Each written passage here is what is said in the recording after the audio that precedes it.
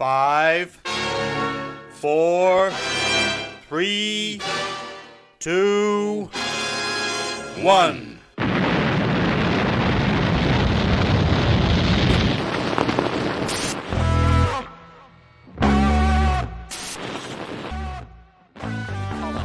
the edge of the box is Madden. Madden trying to manufacture the shot, gets it away, it's there! Oh my word! What a goal from Paddy Madden! The Irishman strikes again!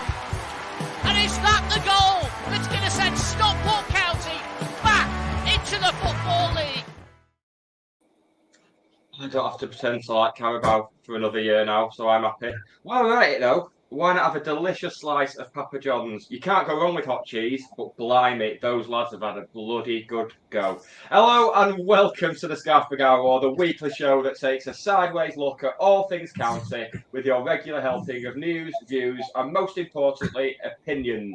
I'm Nick Lee, inexplicably in charge of things for the evening. The last time I was in charge, I got told off because we had about a 45-minute chat about which European competition we'd rather be in. So none of that tonight, folks.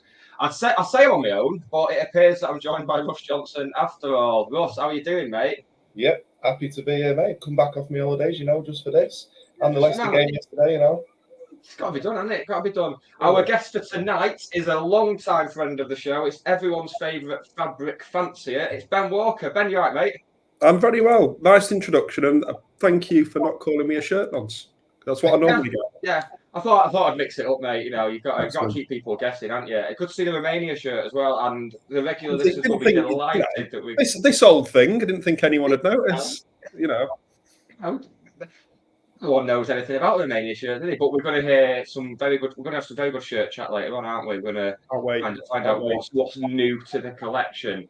So, with that in mind, we should get straight into it. So, we're going to start with Mansfield, aren't we? Unfortunately, before we kind of discuss our pride at last night's performance, we're going to have to kind of gloss over Mansfield. So, who wants to go first? Mate, Ben, you went, didn't you? I didn't. It's the only game I've not been to this season. Right.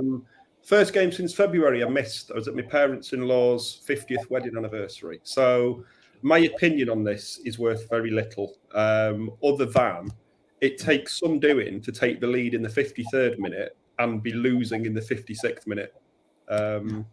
You've got to really go some way to achieve that. But yeah, as to the finer details of it, I can't really comment. I wasn't there, so I don't really like commenting on games that I wasn't at because I was watching. Absolute world. Yeah. Absolutely. Well, I was watching from Trinidad and Tobago this week, and as such, my stream was about 3 minutes behind. So Sar scored. I was busy texting everyone I knew, going, "Oh, what a hit!" And then the notification came up saying 1-1. I was like, "Oh well, 1-1, 2-1." Like, oh, come on, that's like some spectacular ineptitude to not even hold on to a lead for that long. Absolutely fantastic stuff. Reminds you of the banter years, doesn't it? Exactly that. I can't remember. I was trying to think when was the last time we conceded to go from a winning position to a losing position so quickly. And I'm sure somebody who is listening can answer, but I can't remember. I can remember going ahead and then conceding an equaliser, but I can't remember it turning round as quickly as that in recent years. But if anyone knows the answer. What was the situation with Fylde in the trophy? Were we leading in that one? No, we went. We were leading, but then they got 2 quick goals, but it's quite a while after us taking the lead. Right. Then we equalised, and then pretty much straight from the kickoff they scored again. Alex Reid and Ryan Crosdale scored for them both that day. Yes. And of course, Big Danny Rowe, who's gone back to Fylde, hasn't he? Yeah, it's got the banter years have gone full circle now. That's it. Like, everything's in its right place, how it should be. Exactly Feels good, doesn't it? Right, how are you feeling about it, mate? I don't know. I've spoken to a couple of people about mainly when we're in possession of the ball, we've got a corner or we're attacking and lose the ball quickly. A few people have said we've struggled to get the numbers back, and that's why we've conceded a little bit on the break. Because when we've got the ball, I feel like we're in control. Generally are in control. Score an absolute worldy goal. Now, I don't know whether it's just a lapse in concentration. I don't know whether it's just a bit of luck. I mean, that lad up front for him was pretty decent. I watched the game at home. I wasn't very well, so I couldn't couldn't make the actual Mansfield away. But from what I saw, he had a bit of lightning pace, and he just caught us on the break. And I think even my dad was saying, he says, like, I think we're just being caught when we're too far up the field and on the counter attack a little bit. Don't know whether it can be nipped in the bud, but you look at yesterday's game, and we'll get onto it. I know we'll get onto it in a little bit, but it was more resolute, weren't we? I know we didn't have as many fluid chances, but more resolute, I thought. Yeah. It's just fine margins once again, isn't it? It's like, I know there was a fair bit of doom and gloom after Saturday, and I must admit I kind of included myself in that, so I had to kind of come off social media and the boards for a bit. Otherwise, it would have just got silly, because I was very miffed at like 5 o'clock on Saturday night. But at no point have we been battered. You can point to games and say, oh, we've not been good enough there, but it is all stuff that can easily be worked on. You'd hope. Yeah, you'd hope so. I mean, say that we've not been battered. We were in the opening half hour against Barrow, I think. Yeah. I think it's fair to say they did teach us a bit of a lesson. But then we battered them second half. I think the main thing for me is that we've not put, other than last night, which you know, it's difficult to judge because we're never going to set up and play like that in a league game. So it's difficult to judge it too much. But in all the league games so far and the Harrogate game, we haven't dominated any team at all. We've had good spells. We had a great second half against Barrow. We had 20 minutes against Stevenage. Colchester, I mean, that was such a dismal game of football. It's difficult, again, to really judge that. Doncaster was tough because of the red card. But we've not looked like ourselves. And when I say ourselves, you know, that kind of team, that swashbuckling team that came out and just, you know, swarmed over everyone and destroyed them last year. I know we've gone up a level, but we haven't been anywhere near that since. I mean, we kind of got to that level against Torquay and Halifax in the last 2 games of the season, but it's been a while since you kind of thought, yeah, we're at it, we're bang at it now. Certainly haven't seen it this season.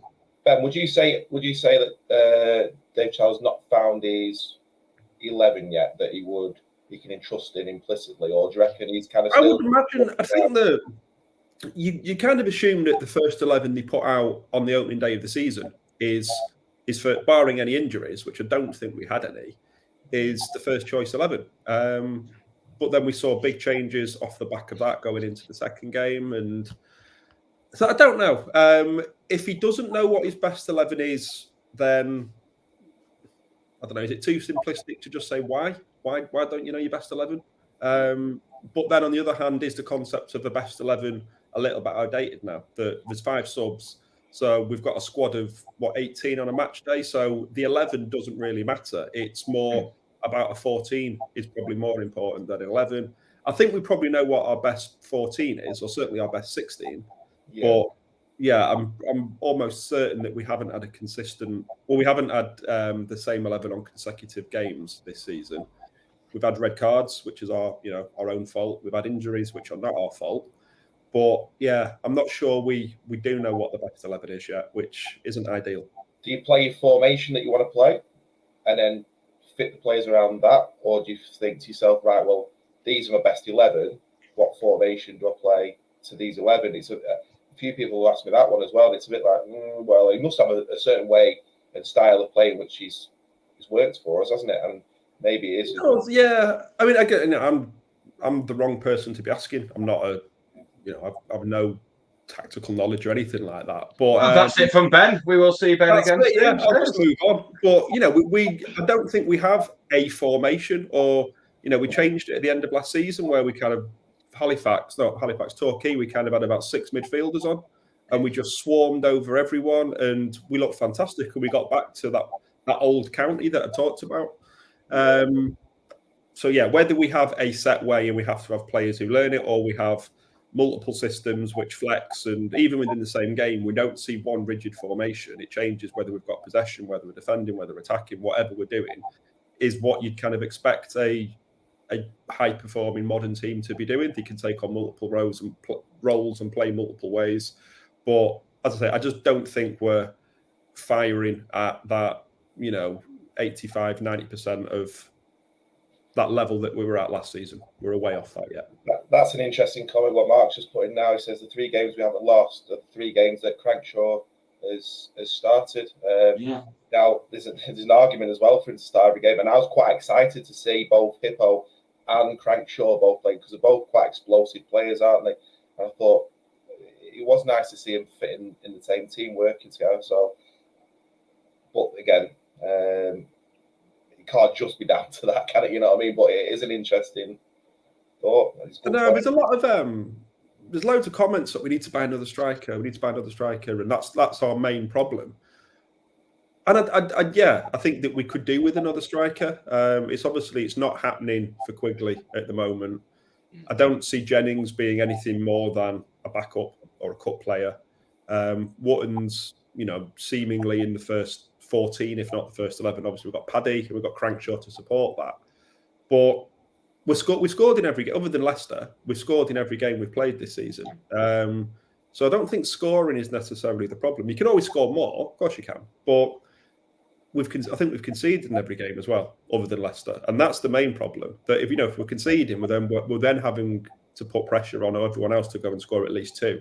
But we tend to be conceding 2s in games, so we're having to score 3 to win, which is why people are crying out for a striker more, because it's putting the defence or the goals we're conceding and it's not just the defender's fault, but the goals we're conceding is putting that additional pressure on the strikers to score more.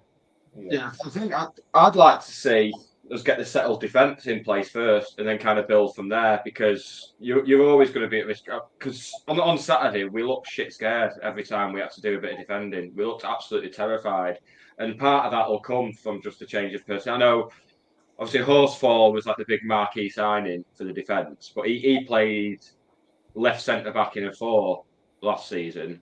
Lewis played right centre-back in a 4 as well. So it is going to take him time to get up to speed playing in a back. It's a totally different game. Horsfall's this year's Ben Barkley, isn't he? Hugely promising Football League player. 3 games at County and he's be back in the glue leagues next year, won't he? Right. Yeah. Be on loan at Curzon by Christmas. Yeah. However, if before the transfer window shuts, can I put a request in for him to get a few more bar staff on Bosman? Get him behind the counters. It's a nightmare. I was like 25 minutes in, like, what the hell is going on here? Can we start by getting the ones that are there to kind of like pull the finger out, do a bit of work? Yeah, that'd do me. I saw a lot of them last night, just watching the game 5 minutes before half time, and there was a load of bar staff just watching the game at the top of the lower tier. I was like, fair enough if you're quiet down there, but I doubt very much that you are. Yeah, no. Absolutely. No, but going back to strikers, if we are going to bring in reinforcements, new strikers, whatever, just go over to Derbyshire. Let's get Shamanga signed up. Let's just stop pissing about with it. Pay whatever it costs. Get him signed up on a 8-year deal, and let's have him. Because people are saying, he needs to prove himself after his injury. If he does that, stick another 0 on his price, because he's proven himself before his injury as by far, well, for me, the best player we faced in non-league. And I'd even put, at the time, better than Jamie Vardy. Obviously, Vardy's gone on to be better. I'm not saying Shamanga is better than Vardy, but at that level, Shamanga looks better than Vardy ever did. If there's a possible, it was said that last year we had him in the door and Steve rejected him and took Quigley instead. If we've got a choice or the option or the slightest opportunity to get him signed, get him signed. He is, for me, he's outstanding and he could really, really make a difference. It's that Peterborough philosophy, isn't it? Of getting the best players from non-league, kind of developing them a bit more, getting a couple of seasons out of them, and then selling them on for big money.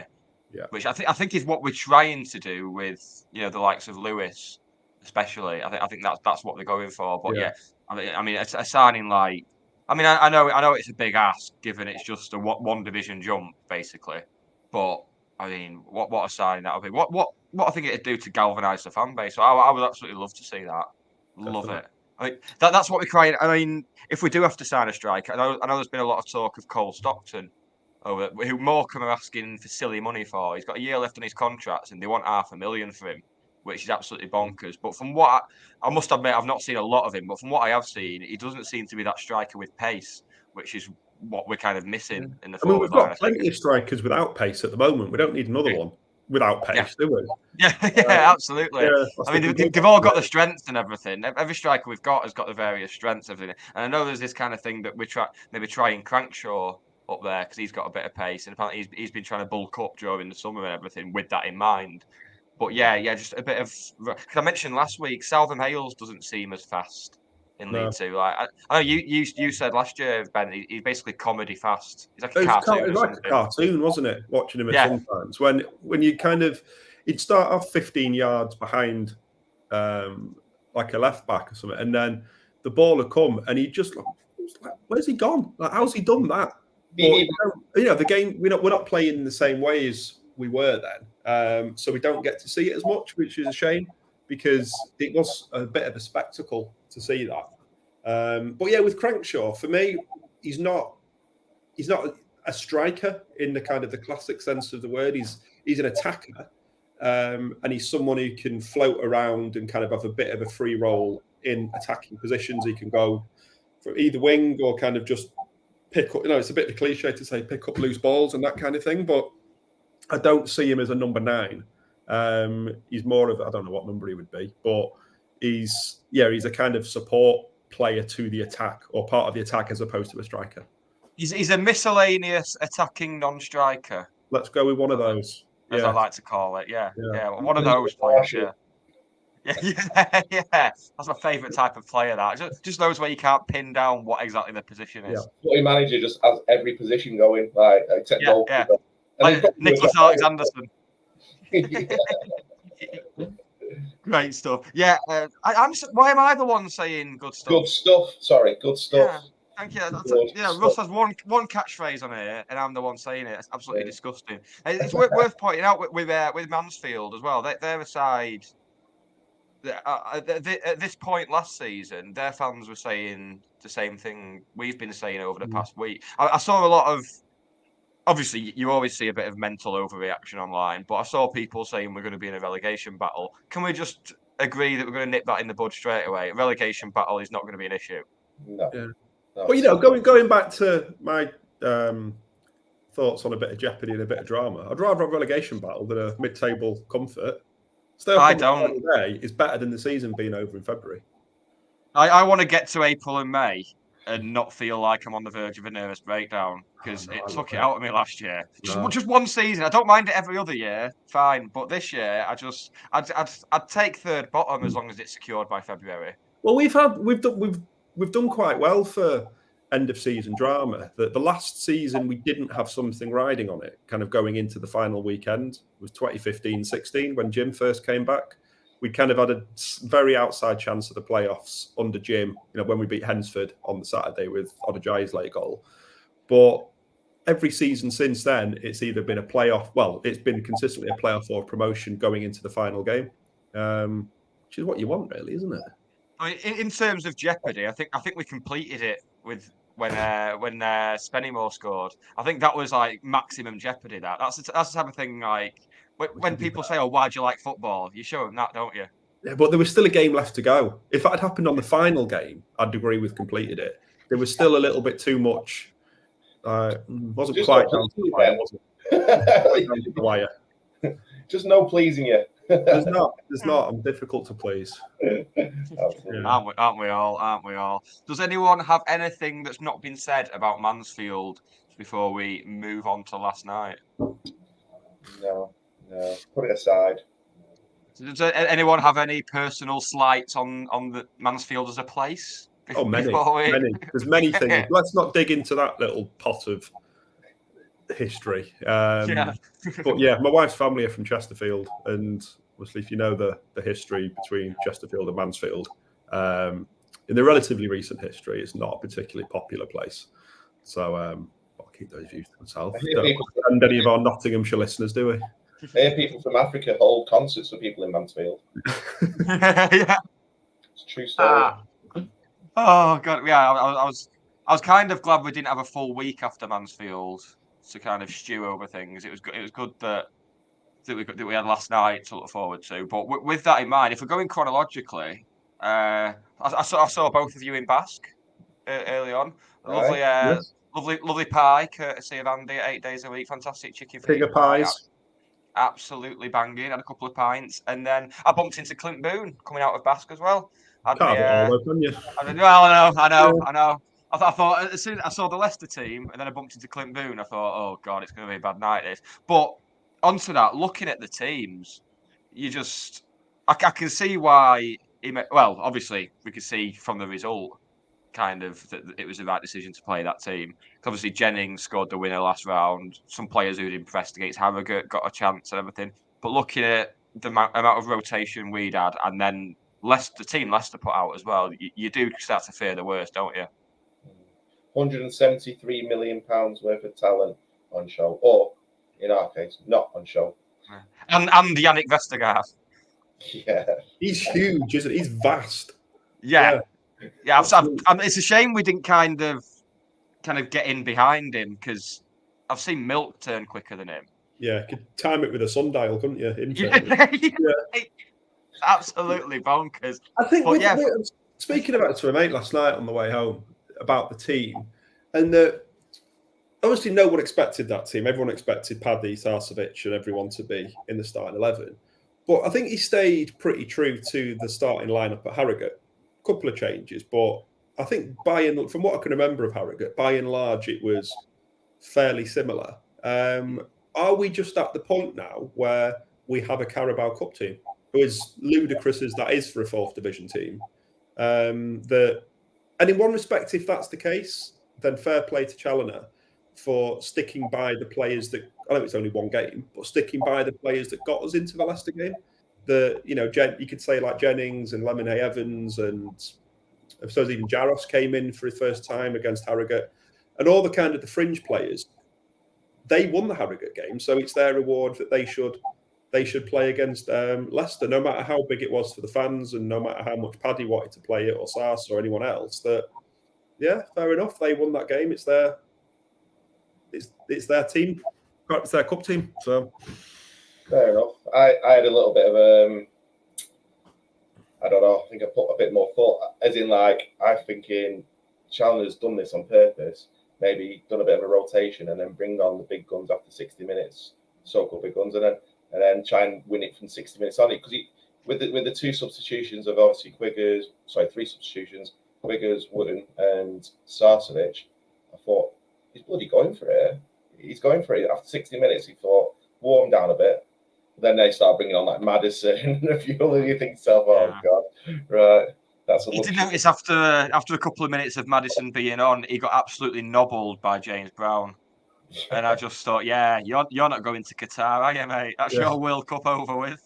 Yeah, and then quickly tried to actually decapitate him at the end, didn't they? Yeah, very close to killing him. There weren't any yellow cards, were there? There was one. There was one yellow card at the end of the game. I think Quigley got it for that tackle. That's right. It was, yeah. There was something. I can't remember the exact number. I'd have to check it.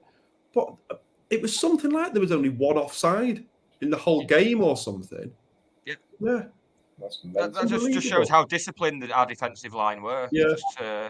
I can see why Vardy wasn't involved, because his strength is getting beyond the defensive line. He'd have had no chance. Yeah, that's it. No chance last night. I mean, when Maddison came on, you could see the quality he's got. There was a couple of free kicks and a couple of times, and he whipped the ball in.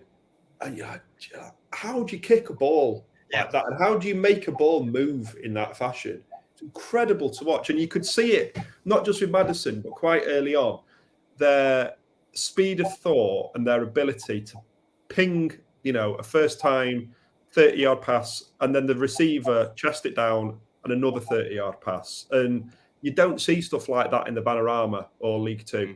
And someone said on the board earlier that the standard that Leicester played at yesterday is much, much, much higher than what we saw in the Cup run in 96-97. That Southampton and West Ham were kind of comparable teams to what Leicester are now. Obviously, a lot more money in it, but in terms of league positions.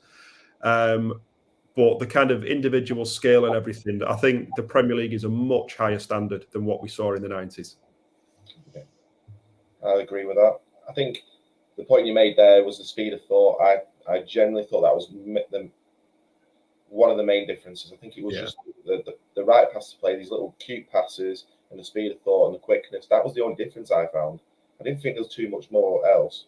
I just thought, what a great performance, disciplined performance. But yeah. Shame couldn't win on pens, eh? Speaking of pens, what did you think of the handball? Not a penalty. Pen or not? Never a penalty, that. No. If that had gone against us, you'd be absolutely fuming, saying we've been robbed. It bounced up. It brushed against some part of his arm. He carried it under his arm. He's not flicked his arm out. He's not made any movement to go to it. You can, if that had gone forward, it'd almost be. We would have missed the penalty anyway. But you'd almost kind of feel a little bit like we've cheated to win the game. There's no way it was that penalty. No, I'm not having it. I just thought, the amount of luck we've not had this year, I thought, that might just be a little bit of a turning point there. But he was actually a decent ref, wasn't he? I was shocked to see it. I couldn't really tell you anything he did, which is he was really good in that respect, because that's when you know you've got a good ref, isn't it? Yeah. He played a couple of decent advantages. There's a couple of times where, on the rare occasions where we kind of broke forward into their half, and we were scythed down, or there was a foul on us, and he played the advantage. There was one point where he didn't play the advantage. When we were coming down the right wing. Yeah, but other than that, it was the same ref we had against Bolton last in the 5-3 game as well. Was it Samuel? Someone, I think. Samuel Barrett. Yeah. Yes. Yeah. He was very good. Is he? Assume he's Football League. He must be, yeah. He had a very good game against Bolton as well. He did. He did. One of the, even though that was an absolutely mental game, I still came away from it thinking, the ref did well there. He had a decent game. Wouldn't restart it, would he, until the corner flag was back? Which was pretty Jobsworth. Yeah. Laws of the game. He's applying the laws of the game, isn't it? It's what he's there to do. Yeah. That's it. In terms of the penalties, then, Everson, their keeper. He's been there 6 years, and that was his debut last night.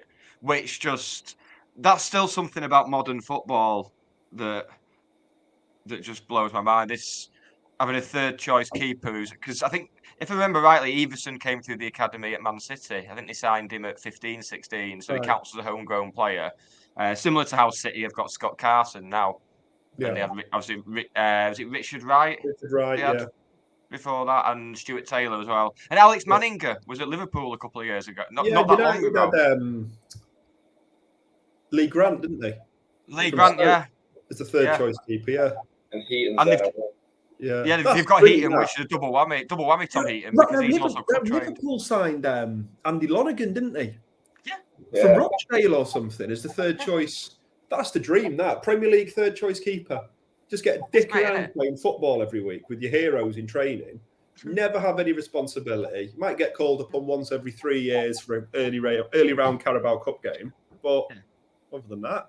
And when you do play, it'll be some friendly in Japan or America. Yeah. That'll be when you do play. It's like, that's the dream. I saw in the summer, City announced that Scott Carson signed, and I think it's a 1-year extension to his contract. And they had a picture of him signing it. He looked like the happiest man ever. He must have some agent, Scott Carson. Yeah, get me a job. It's absolutely outstanding. Well, the real pity of the penalty shootout was that it was quite clear that Everton was only going one way for them. Yes. And the one time we deviated from that, Crowsdale scored. Yes. Which was a shame. Did we think that Maddison's penalty went in? I was convinced Jaros had kind of got a touch and it had gone in behind the line, but the linesman was in line with it and didn't give it. So it was impossible. It was in the Cheadland, impossible to tell. But what kind of Jaros's reaction? Because obviously he saved it, it kind of went through him, and then he looked really sheepish when he recovered it. I was expecting him to kind of jump up and be like, "Oh, I've got the ball," but he just kind of was a bit apologetic, which made me think, actually, that's crossed the line there, but wasn't given, so doesn't count, does it? Anyway, did it? Yeah. Tielemans celebrating his penalty. He went a bit over. I think Tielemans was the only player at the end of the shootout to attempt to run over to the Leicester fans. The rest of the players looked a bit sheepish. It wasn't like the classic penalty shootout when the keeper saves it, and then the rest of the team swarm on him, and he kind of wasn't quite that. It was more like, shit, we got through that. Like, well, nice one. We survived there. But yeah, very it came out of it the end of last night, ultimately disappointed, which shows how good we were, how well we did. That, you know, before the game, you kind of dream, oh, we might nick this, but you never really expect it. And then you get through the first 10 minutes, and it's 20 minutes, and then you think, okay, half time, we've in a chance here. But then towards the end of the game, we were hanging on, but also could have nicked it. You know, if I think it was Wotton who had the chance when Palmer nodded it down. I think he tried to take a couple of touches when you think, just swing at it, just throw a boot at it, and it might go in. But then they had one cleared off the line. But ultimately, yeah, I think the penalties were so... I'm not saying they were weak because they were on target, they were hit well, but because they were all the same, it's just a bit... Can I answer the penalties? Can we talk about Iose Perez's penalty? That was the penalty of a man who's... That's a penalty of a man who's not been playing much and wants the manager sacked. That was terrible. Yeah, nearly cleared the railway end, didn't it? There's a guy recording it behind the goal, and you tweeted it, and he was saying, "Oh, just come on, Perez, go on, score!" And the ball nearly took his camera phone out of his hand, and he took his head off. Oh my God! If you've not seen it, it's on my Twitter. Oh my word! I did see someone on one. I think it was on. Yeah, it was on Yellow Board. It's on the old Marion's board, and someone said, "Oh, if I was a footballer, I'd go top corner for my penalties." Like it's that easy. Yeah, like it's that simple to hit the top corner and not put it over. Yeah. That's where we're going wrong, lads. Yeah. It's not like FIFA where you get a target moving towards it and you just get your aim to a certain pace, innit? You just can't do it, and no one thinks about pressure and that. Jesus. But I'm. It sounds very simplistic, but I'm very much of the opinion that you should just lash it down the middle, because no goalkeeper worth his salt is going to stand in the middle for fear of looking like a gobshite. They're always going to move either way.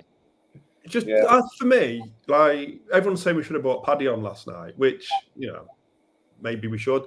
So that, get Hinchliffe on. Get not even in goal, not to replace Yaros. Take Hippolyte off or someone. Stick Hinchliffe on the wing for the last minute. His penalty against Chesterfield in the behind closed doors FA Cup game. No keeper in the world is saving that. I always think keepers kick the ball the hardest in football because they spend a lot of the game just twatting it upfield. Let them take the penalty. Let them take the penalties. Like Paul Jones at Crewe in '97. Like, no keeper in the world saving that. Julian Dix, West Ham. That's it. Absolutely. Stuart Pearce. Yeah. Rockets. Yeah. I mean, even the one that Stuart Pearce missed, didn't he hit the bar against Germany in 1990? I think he did, didn't he? Pearce's was saved by Ilkner, and Waddle sent his over. That's right, yeah. But I did have another point on the penalties then, but it's totally gone. Just carry on talking amongst yourselves and it'll come back to me. Just hit it in the top corner. That's all you need to do. Just hit it in the top corner. Yeah. Just basic stuff. Football, hit penalties in top corner. Yeah, job done. Do you know what not yellow board. Don't attribute that to yellow board. In the Leicester game, what I couldn't get my head around was that big Turkish defender thinking to himself, it's only a few years ago, he was playing at San Siro, wasn't he? I don't know whether it was, he might be able to correct me on this, it might have been Inter Milan or Milano, I can't remember. I think it might have been Inter they played for. So he's 1 minute playing at San Siro, now he's playing, obviously he's upgrading, he's at Edgeley Park and stuff. So he's made it now. He made the right move and stuff like that, but I feel sorry for these football teams that have to share football stadiums with other teams and sports. We'd never do anything daft like that, would we? So, not for the next 250 years, anyway. Yeah, absolutely. I found an ulterior motive, Ben, to you wanting us to put Hinchliffe on for Hippolyte for the penalties. You're thinking of the shirt, aren't you? Outfield shirt, Hinchliffe number 1 on it, with Carabao Cup patches as well. Oof. Imagine that. That's elevated above. It's like there must be a City fan who's got that David James shirt from when they left John Macken kicking his heels on the bench and put David James on. Fantastic stuff. Yeah, that's a bit one to have, wasn't it? There was that rumour last year, wasn't there, that there was a Hogan keeper shirt made up. Yes. But I made inquiries, and I'm pretty sure it's not the case. Yeah, I think it's just one of these. This story is just getting put out to try and test you. I think. Imagine if the club actually did that. That'd be very, very strange behaviour, wouldn't it? Very strange behaviour. You'd have better things to do than put out false stories to see the leaks out, wouldn't you? But maybe not. But now, I'm kind of glad that I've mentioned David James playing up front for City, because I actually saw that came up on my YouTube the other day, the highlights of that, and he just spent 10 minutes giving away fouls, which brings us on to Scott Quigley last night. He was a man possessed, wasn't he? He was just, I'm not letting him get past the halfway line here. Yeah, that was it. Yeah, he's tough one with Quigley because when he came into the team, obviously he came into the team for about 6 minutes and then disappeared again. But when he came back into the team about October time last year, he scored. I looked it up earlier, and he scored, I think, something like 6 in about 10 games. Obviously played really well against Bolton. He scored 3 goals against Bolton over the 2 legs. It was really good. Looked like that big shithouse target man that we've been wanting for a long time. Scored over Christmas at Olte. And then it's just not happened since. He scored at Bromley in February. He scored at Grimsby in April. And that's it since Boxing Day. And particularly since towards the end of last season and start of this, he doesn't look like scoring. He's not really got going. He's barely kind of anything at all. There's a lot of fouls being given away. I don't know what role he's being asked to play. He doesn't look particularly fit in terms of, I don't mean fit as in active and fit and healthy, just in terms of he doesn't look like he's moving freely, like he's carrying injury or something. And that's resulting in potentially giving away fouls and stuff. But it's not working for him at all at the moment. Yeah, certainly gets A for shithousery though, doesn't he? I'm a big fan of that. And I know Nick's a big fan of it. But we kind of say that in jest. But at what point does shithousery, it only gets you so far, doesn't it? And I don't doubt, and he's very popular with the fans because, you remember at Olte away, he was kind of dancing around on, like, singing along with the county fans, which is great, and he gets it, and all of that, when you're performing and when you're scoring, it's brilliant. But if you're not performing and you're not scoring, then you can't just kind of rely on that to see you through. And I hope he turns it round because he's done well at this level. He did very well at getting Barrow out of the National League. He scored plenty in the behind closed door season for Barrow. So I hope whatever's happening changes and we get the best out of him. But it seems quite a way off at the moment, unfortunately. Good stuff. See, now you're getting it, mate. Now you're getting it. On to Saturday then. What are we thinking about Saturday, righty? Swindon at home. We're finally getting this run of playing actual traditional football after the early kind of thing of like Barrow, Stevenage, and Harrogate. It's actually like proper football league clubs now. Yeah, no, it's look, I'm looking forward to Swindon. There should be half decent following with them as well. Should add just to the atmosphere, but I think yesterday's game will given us a huge confidence lift, I think, and hopefully that'll be the benchmark and something that could push us on now into the league and hopefully kick on the league and get us towards playoffs. But did you all see on Sky Sports News today about the lad who's been suspended from Swindon? He got sent off and then went, do you have like a milkshake or a protein shake, something like that? Wandered past the referees and the officials' dressing room and just decorated their dressing room with it. Yeah. Got a 3-match ban. Yeah. Brilliant. I saw it on. Didn't Robbie Savage do a shit in the referee's shoes once, or something along those lines? I'm sure Robbie Savage. I think it might be Graham Paul or someone like that. I did see when I saw that on Twitter, someone had replied saying, "Oh, it's like something out of Sunday League." It's like, when have you ever seen Sunday League having protein shakes? Don't they? Yeah. It's a pint or a can of Red Bull or both. Yeah. No, we're not talking about that again. I still can't get the taste out from last week. Vile stuff. And next week, I'm going to be shilling for Papa John's. It's going to be outstanding. Bring back Build Base. That's what I say. Absolutely awful stuff. You've had to leave the dog behind to get rid of the taste. Yeah. Oh, you won't believe what I've had to suck to get the taste away. Absolutely. Anyway, let's get back on track. best to it. Yeah. So, see, now you're getting into the old rough mode of things. Yeah, get us back on track. Ben, selection headache Saturday. What do you reckon? How many changes do you reckon we're going to see? Probably quite a lot. I think that in one respect, how can you change that team that did so well last night? Because not one of them let us down. They played very, very well. But are we going to play that game against Swindon where we have to be at it for 90 minutes, but it's a very, very different proposition. I can't see Connor Jennings starting. I thought Lemon Evans, or Evans as he is now, I thought he was really good last night, but he'll probably make way. You'd expect Sarcevic to come back in, maybe I don't know if he play Crowsdale and Camps, but I think we'll see changes. I would probably keep Palmer in the team. He's had a lot of stick this season, and he's been in some places he's been written off. I don't know if he's able, or whatever the right word is, to say he should play all 46 games, but I think he performed absolutely well enough last night that he should be starting. I think Lewis was really good last night. I think James Brown has been absolutely superb. Since he came on the scene, yeah. There's so many ways you can go with that, isn't there? So many places you can take that. But yeah, I do think that for me, he's a bit early to call player of the season. We're only 5 games in, I think. But if we had to call player of the season at the moment, James Brown gets it.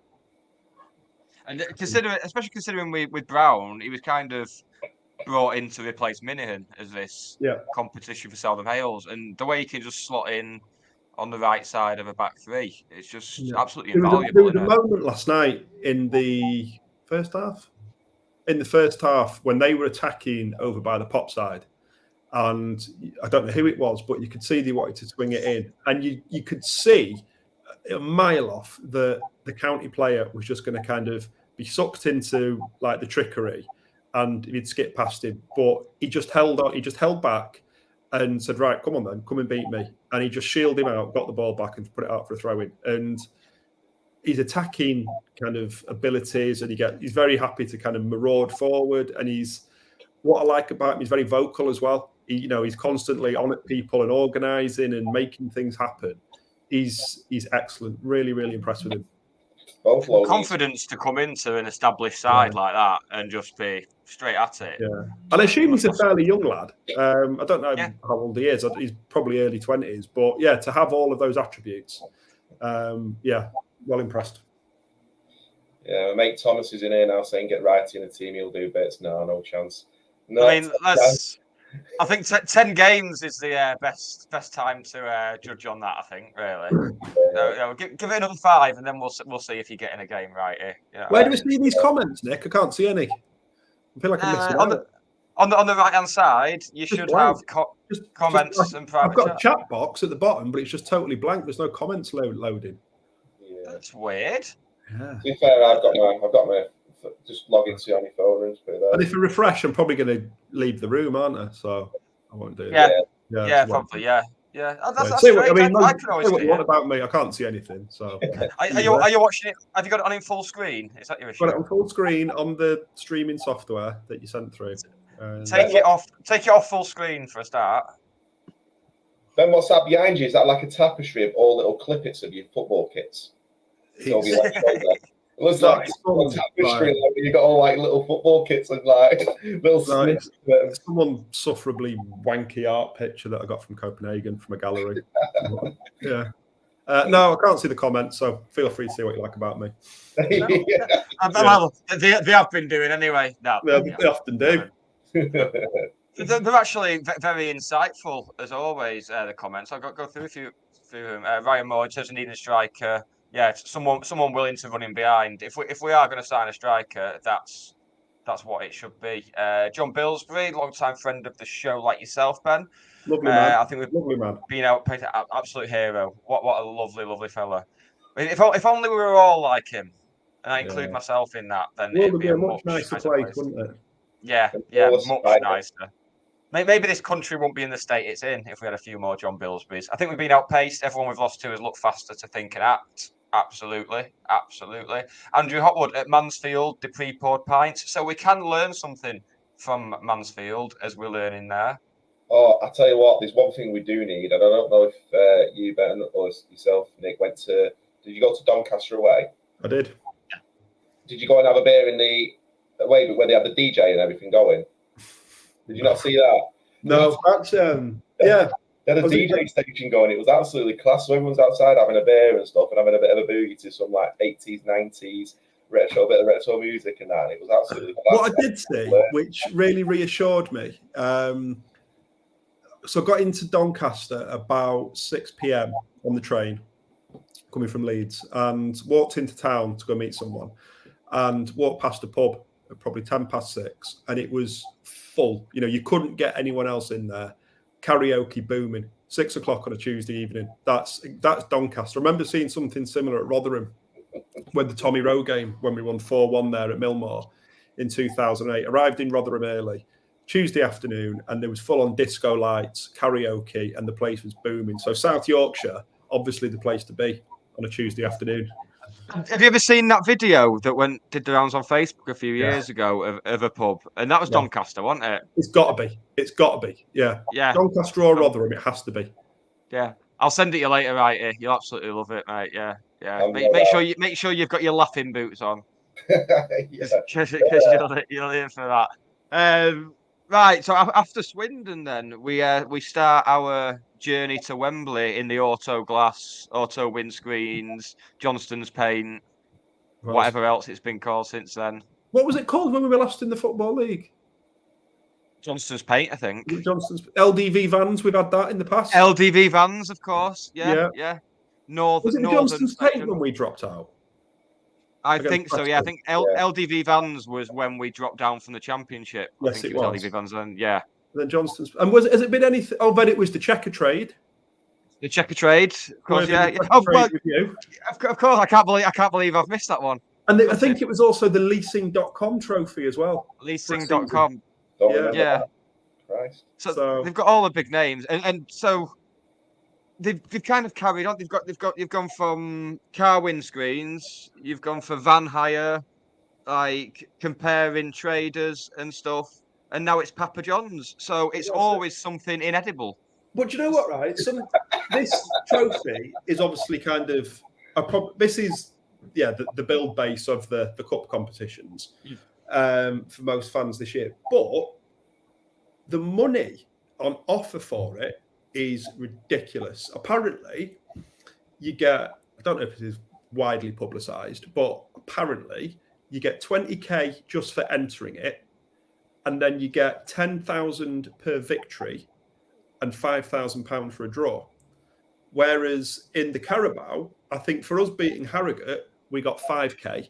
If we'd have won last night, we would have got 7k. So one victory if you win one game in the Papa John's, you've got 30 grand in the bank.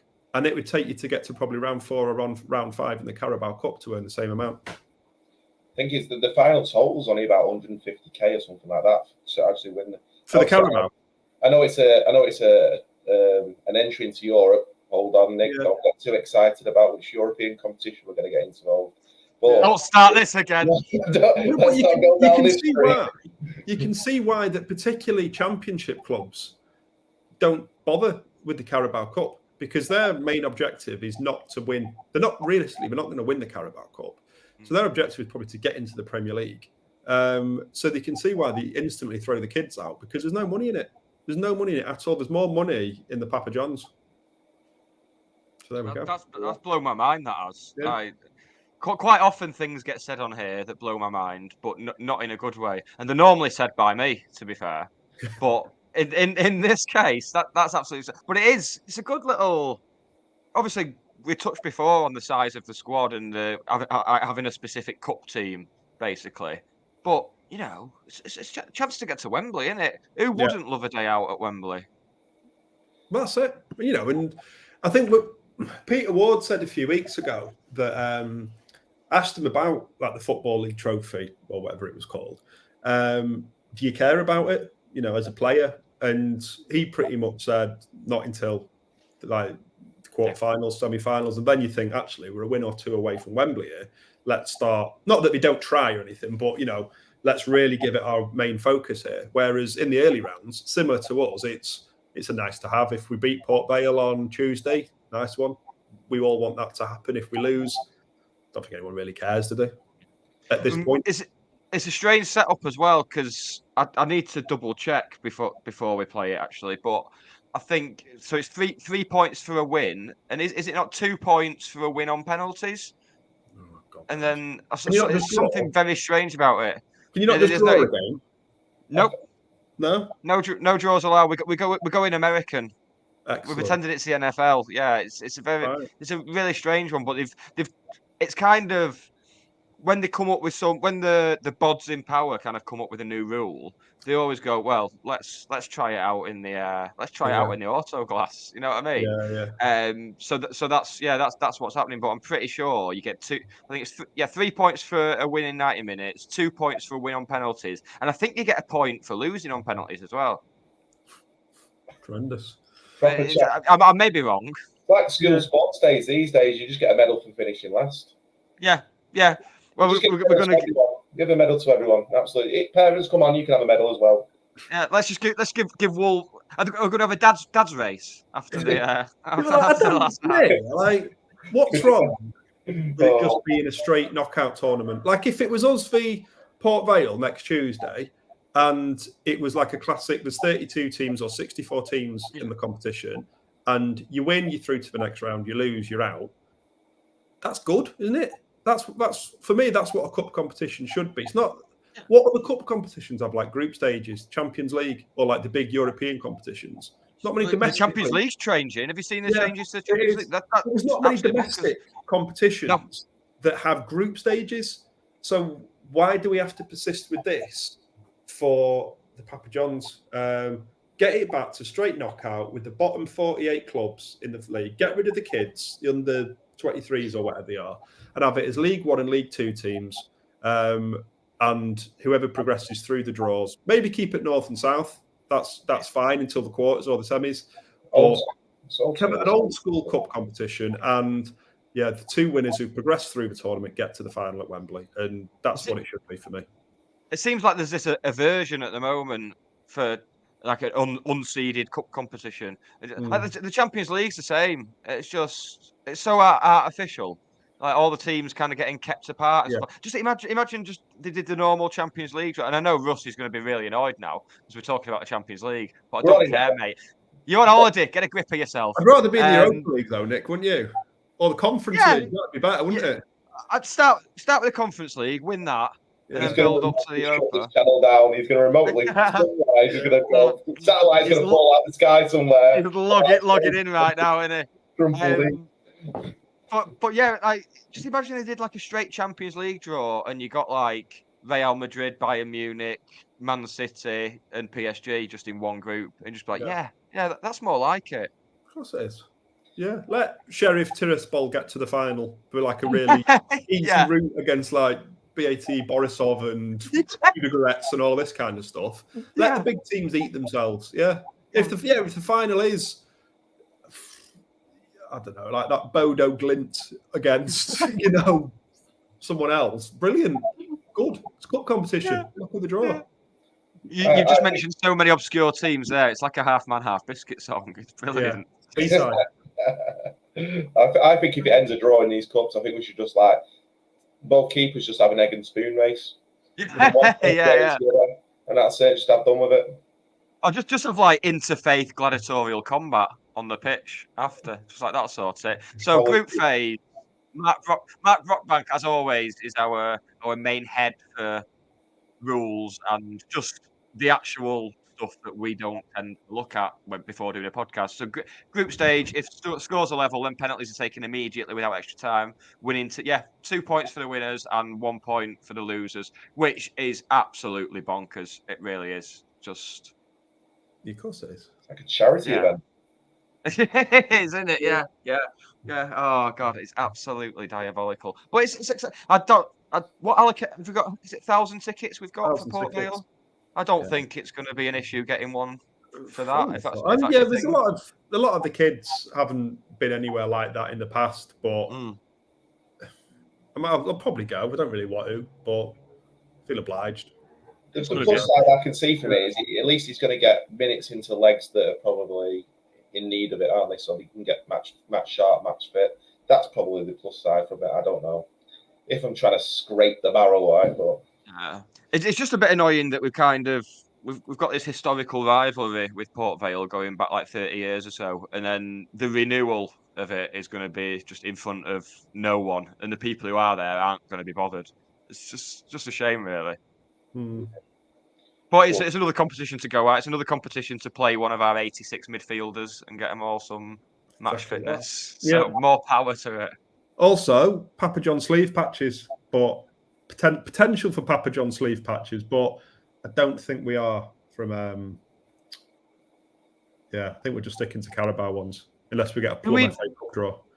Do we know why Ash Palmer was not wearing Carabao sleeve patches last night? He was wearing his EFL ones. I suspect it's as simple as he wasn't expecting to play in the Carabao. He didn't have a shirt made up. He wasn't kind of effectively part of the Carabao squad.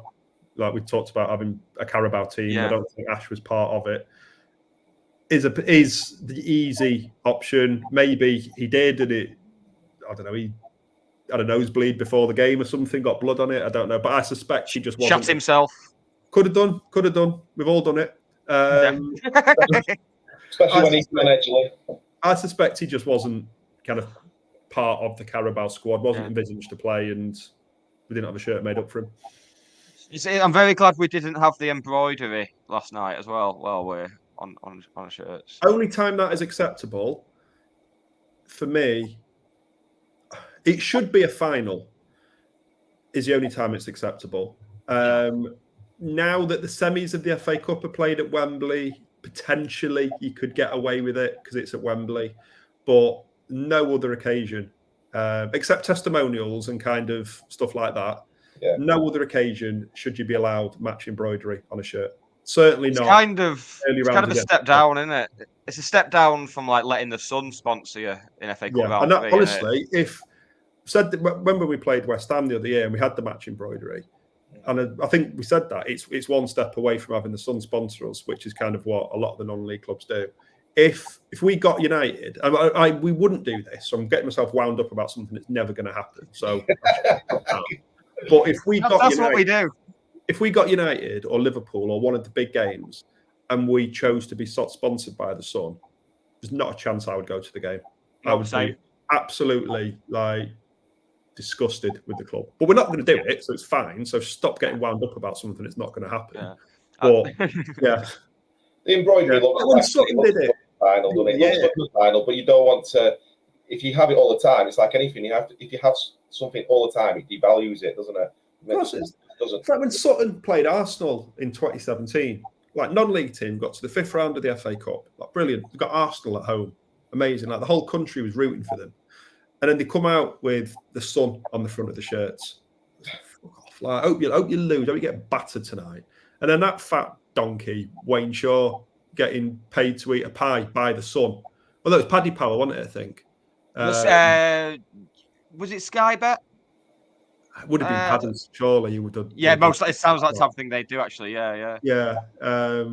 Like how you've just turned the biggest day and the biggest event in the club's history and probably in your lives into a pantomime and a circus act for a cheap little backhander. Yeah. Pathetic. And with the Wayne Shaw thing as well, there was kind of this thing of, it was a chance for the whole country to see that non-league football isn't what you think it is. Yeah. It's not just fat cloggers eating pies. And then, like, an hour in, there's a fat clogger eating a pie. It's just, come on, guys. Basque pie. Now, well, if we can get to round 3 and get Andy James to sort out... it's different, isn't it? Yeah. Get Ben Hinchliffe munching on a chicken fajita with Tabasco pie, then jobs are good and we are sorted. Different gravy. It's all about levels. Yeah. Yeah, that's it. Good stuff. Oh, good stuff indeed. Well, we're on shirts. Ben just muted himself then, but he's unmuted himself again. I was starting to panic then. But it's all right, it's fine. It's horrible when I'm in charge of things. It's horrible. I'm just waiting for a lot of kids to come in and just drop their pants and do a shit in the middle of the podcast. Absolutely awful. Is that what happens to your house, Nick? Yeah, usually. Yeah. I'm still coming to terms with the idea that my missus, I'm going to go upstairs after and my girlfriend's going to say, "Oh, what did you talk about tonight?" And I'll be like, "Embroidery." Embroidery, innit? Yeah, it's that kind of show this week. Yeah, not like we've had we've got 4 matches to focus on. We've moved on to embroidery, but embroidery kind of segues nicely into our next point. But before we get on to the next section, just going to tell people, hit that like button, hit that subscribe button. You're on Twitch, right here. I bet you have to say this type of thing all the time. It's like, oh, smash the absolute friggery out of that subscribe button. Absolutely. Yeah, that type of thing. But embroidery, which goes on shirts. And Ben, obviously, as the foremost purveyor, as your Twitter bio says, aggressively pursuing ex-county players for their shirts since 2009. What is new in the collection? Disappointingly, not a lot.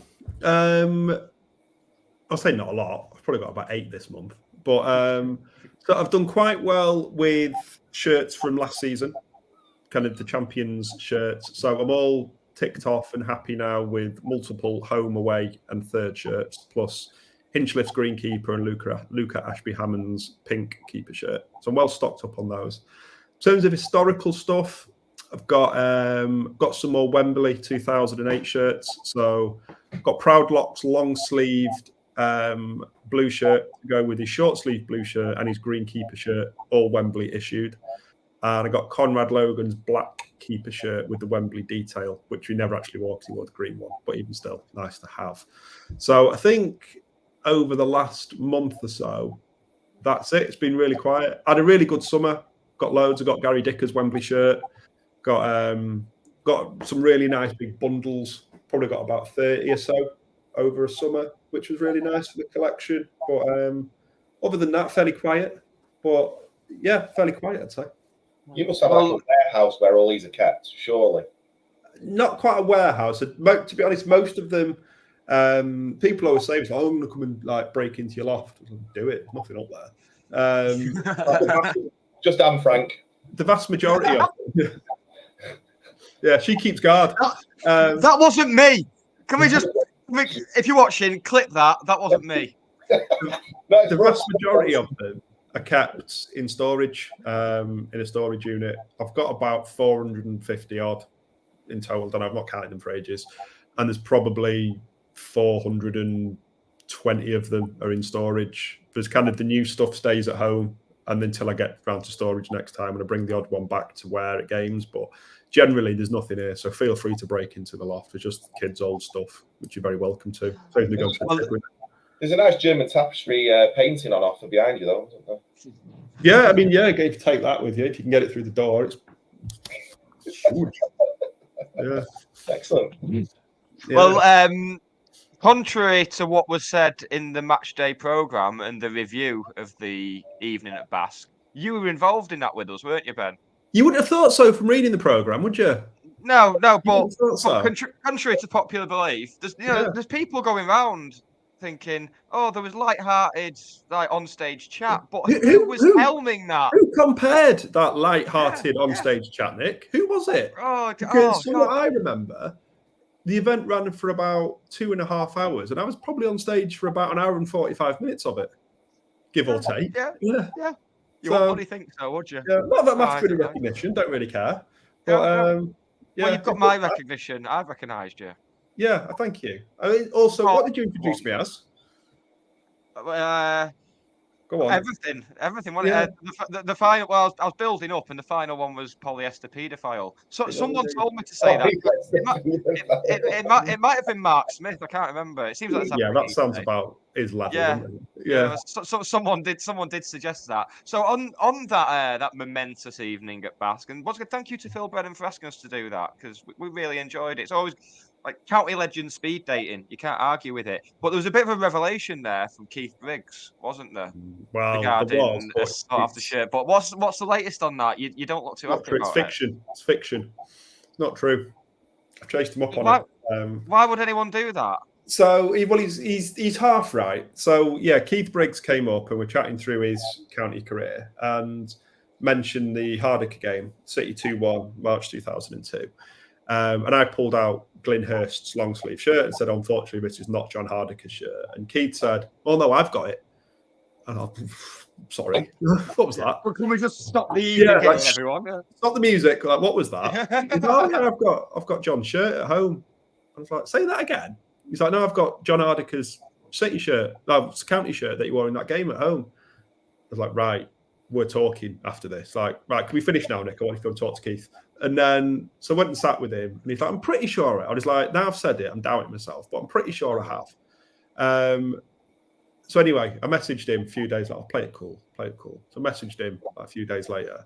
He said, right, let me check. And he has got Hardiker's County shirt, but it's his short sleeve one, not his long sleeve one. So it's not the shirt that he wore against City. So the hunt continues. The hunt continues. I play cricket against John Hardiker, or have done. He's a Preston boy, yeah. He plays for Vernon Carris. Got his phone number at all? I might have contact with him somewhere online, so I will have a check for you. We should talk. I was on a night. In fact, I bumped into him on a night out. I was in one of, I can't remember, Flares or one of those type places in Preston, I think he were. I had a right good night out with him, but he was well sozzled by that point, which is probably a good time to catch him. He'll probably give you anything for that, wouldn't he? You know what I mean? All I want is his City shirt. I don't want anything else. You can leave that to Nick. I just want his County shirt from the City game. I'm sure I can do some digging for you. Excellent. Well, maybe next time you come up against him playing cricket, your sledging can take the foot. You can just, when you're sledging him, you can just say like, "Oh, your Man City shirt's haunted, mate. Get rid of it." Oh. Yeah. I know a man who'll give you a fucking fortune for it. Yeah.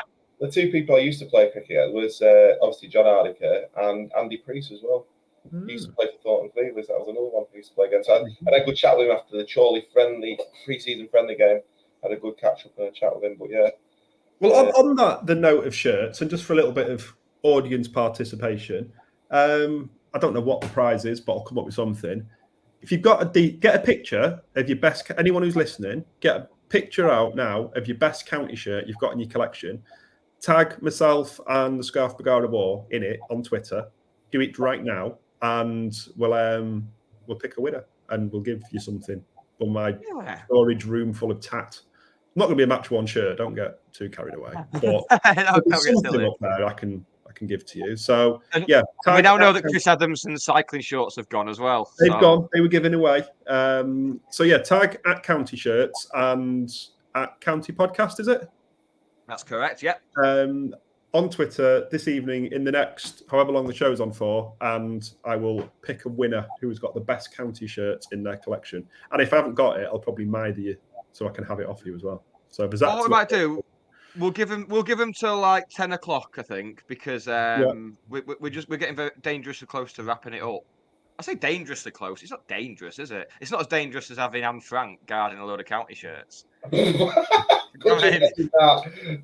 on. And his basement downstairs, he's got a load more that's guarded by Fritzl. It's like just horrendous, isn't it? Absolutely. He's just guards everywhere. I'm distancing myself from some of these comments. There's no breaking them from centre backs. Well, you're on the cricket, right? Have you ever participated in the county charity cricket match? I'm not sure if they still do them. I'd be keen to get involved. Yeah, I'd probably come and watch if you. My mates always go to watch the 2020 at Old Trafford, and they try and get me to come. I'm just like, I'm not interested. And they say, "Oh, you can have a drink there." It's like, "Oh, it's good that I finally got somewhere to do that, isn't it? God, finally." Oh, I don't know, but yeah, I'd come and watch if you were knocking balls about. Is it Offerton Cricket Club that hold it? I think. Yeah. I'll have to have a look into that. Yeah, I'll have to send some well-worded tweets out. See what's going on. Do any of the current squad strike you as good cricketers? I think Miles Hippolyte would be good at cricket because he's good everywhere else. I could imagine. Yeah, it's like 80-mile-an-hour deliveries coming down from Miles Hippolyte. Yeah, well, that whistling past my nose, like, what the hell is here now? But yeah, no, I don't know, to be honest with you. You look at Joe Lewis at the back, he looks like he could probably wield a bat, couldn't he? Absolutely swing one out of the ground. Oh, I thought you meant as like an attacker. He's just going to go to old ladies in the street with a bat. I could imagine Paddy Madden as being like this little nippy wicket keeper behind the stumps, like giving a bit of chat behind the stumps. Yeah, he'd be a good sledger, wouldn't he? Yeah, he's Northern Irish accent, not really knowing what he's saying, but you're listening and you're thinking, "Oh shit, I'm in trouble here." Yeah, definitely. Oh, I think that's about time to wrap it. What's everyone having for the tea tonight?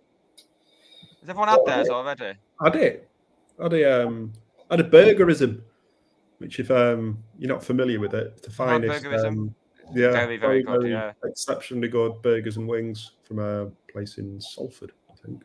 Yeah, it's very, We'll very reach good to Stockport. Exciting news though about Stockport Burgers. Bun and Bones Club are reopening, aren't they, for sitting dining at Dr. Feelgood's in the town centre, which is incredible because Bun and Bones is a proper Stockport institution, has been for years. Brilliant, superb food, really, really good, original, creative stuff, really good quality. But since COVID, they've been closed for delivery only, can't be able to sit in. So they're moving out of the Hazel Grove unit, going down to Dr. Feelgood. So they'll still be doing delivery to pretty much the same area, but you can now go and sit in and eat it as well, which is... and Dr. Feelgood's do Tiny Rebel on draft as well. Even better. Which is... I mean, it's good. We should probably point out Dr. Feelgood's is good, but it's no Basque or Notion. We should get that right in there. Yeah, know your place, Dr. Feelgood. Yeah. They're not friends of the show. You know what I mean? Yet. They're not official friends of the show. Handshake emoji, are they? Yeah, that's it. Yeah, they don't know the secret code, do they? Yeah. Oh God. Well, it's been an absolute pleasure. Thank you everyone for watching. Thank you to you too. Thank you, Russ, for coming back off your holiday just for this. I mean, your missus is going to be livid. I might give him this week.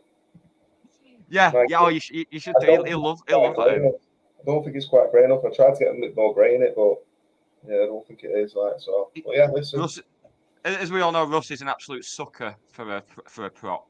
He loves a prop on this podcast. He does. No. Normally, Ian Dowden keeps me honest by asking what the vinyl is that I've got up. It's Arctic Monkeys this week because they've just announced a new album. That's not the new album because I'm not a privileged person. You know, they're not going to let some schmuck like me have it early, but that's what it is. Yeah. Oh, that's about time. Admin. Is there any admin? See, normally this is where Russ comes into his own. This is where Russ earns his keep by having a list of admin ready. I don't particularly have any admin. I will be on Real Rock Radio on Sunday with the 2-hour imaginatively titled indie show.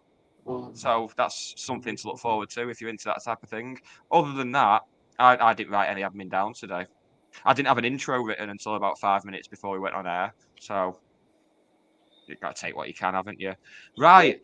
Well, I'm just stalling while I find the right button to hit. Yeah. Does anyone want to hear some of my shit stand up? Right. I found it. I nearly hit the thing for the county ladies review there. That would have been really awkward, wouldn't it? So you both again Saturday? Yes.